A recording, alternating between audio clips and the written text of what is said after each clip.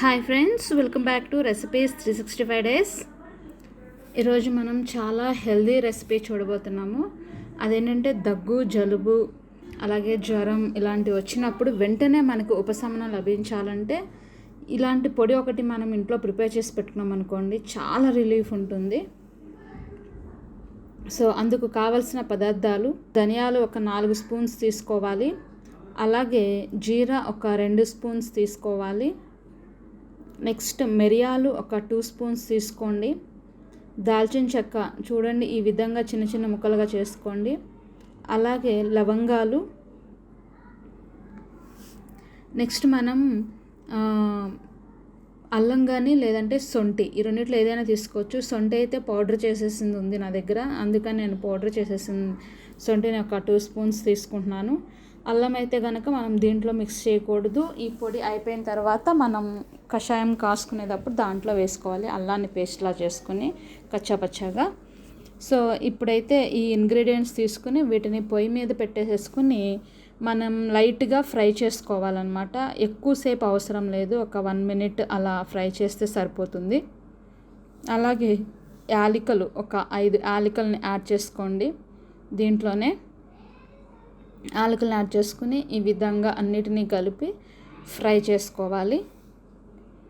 Fry అయిపోయిన తర్వాత దీన్ని తీసేసి పొయ్యి మీద నుంచి దించి చల్లనివ్వాలి. కంప్లీట్గా కూల్ అయిపోయిన తర్వాత మిక్సీలో గ్రైండ్ చేసేసుకుని ఈ విధంగా పౌడర్ లాగా చేసుకోండి. పౌడర్ అయిపోయిన తర్వాత మనం ఇంతకుముందు ఉన్న సొంటి పొడిని కూడా దీంట్లో కలిపేసేసుకోండి. ఇప్పుడు ఈ పొడితో మనం కషాయం అనేది ఎలా ప్రిపేర్ చేయాలో చూద్దాము. సో ముందుగా ఒక గిన్నె తీసుకొని అది పొయ్యి మీద పెట్టుకుని దాంట్లో ఈ గ్లాస్తో ఒక 2 గ్లాసుల వాటర్ తీసుకోండి. తీసుకున్నట్టయితే ఇంట్లో ఫ్యామిలీలో కనుక 4 మెంబర్స్ ఉన్నట్టయితే 4 కప్స్ ఆఫ్ కషాయం వస్తుంది, 4 కప్పులు కషాయం వస్తుంది అనమాట.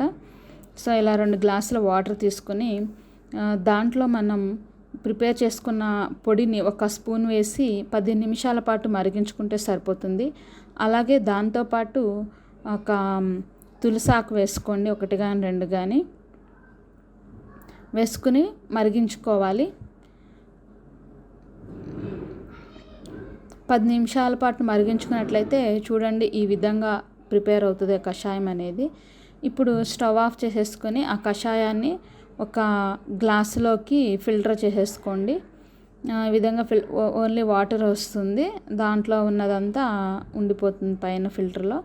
ఆ తర్వాత నెక్స్ట్ తేనె ఒక్కొక్క గ్లాస్కి ఒక టేబుల్ స్పూన్ చప్పున ఒక 2-3 టేబుల్ స్పూన్స్ వేసుకోండి. చిన్నపిల్లలు ఉన్నారనుకోండి, వాళ్ళకైతే కొంచెం ఎక్కువ హనీ వేయండి, ఎందుకంటే వాళ్ళు దీనిలో మిరియాలు ఈ ఘాటు అనేది తీసుకోలేరు కాబట్టి కొంచెం ఎక్కువ వేయండి. ఇది మినిమం ఒక 3 years ప్లస్ ఉన్న వాళ్ళు ఎవరైనా సరే తీసుకోవచ్చు ఈ కషాయం అనేది.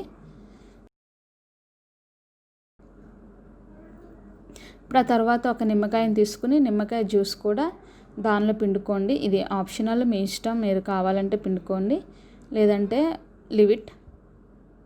సో ఇలా ప్రిపేర్ చేసుకున్న తర్వాత దీన్ని మనం గ్లాసెస్లో టీ కప్స్లో పోసేసుకుందాము. వేడిగానే తీసుకోండి, చల్లారిన తర్వాత దాని ఎఫెక్ట్ అంతగా ఉండదు. దాని ప్రభావం బాగా ఉండాలంటే వేడిదే తీసుకోవాలి, అప్పుడు చాలా గొంతుకి హాయిగా చాలా రిలీఫ్ వస్తుంది. సో మీరు కూడా ట్రై చేసుకొని తాగి ఎలా ఉంది అనేది నాకు కామెంట్ చేయండి. అలాగే ఈ వీడియో నచ్చినట్లయితే లైక్ చేయండి, షేర్ చేయండి, సబ్స్క్రైబ్ చేయడం మర్చిపోవద్దు. Thank you for watching this video. Bye bye.